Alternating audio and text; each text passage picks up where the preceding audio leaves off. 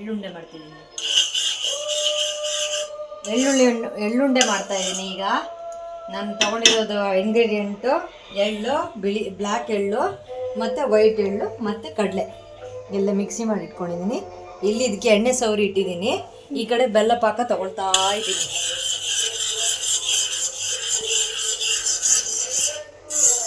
ನೋಡಿ ಇಲ್ಲಿ ಪಾಕ ತೊಗೊಳ್ತಾ ಇದ್ದೀನಿ.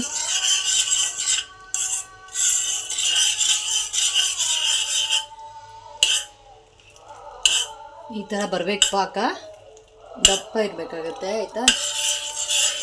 ಈ ಥರ ಪಾಕ ತೊಗೊಳ್ತಾ ಇರಬೇಕು. ನೋಡ್ತಾ ಇರಿ, ಇದು ಈ ಥರ ಬರ್ತಾ ಇದೆಯಲ್ಲ,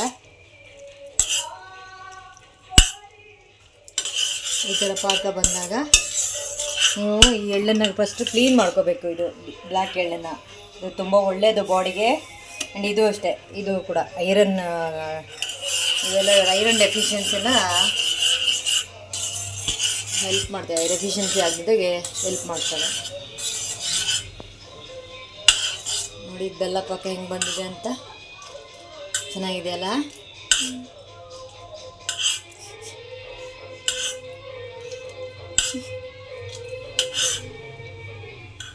ಇಲ್ಲಿ ನಾನು ಮುದ್ದು ಮಾಡಿ ಹೆಲ್ಪ್ ಮಾಡುತ್ತೆ. ಇಲ್ಲಿ ನೋಡ್ತಾ ಇದೆ.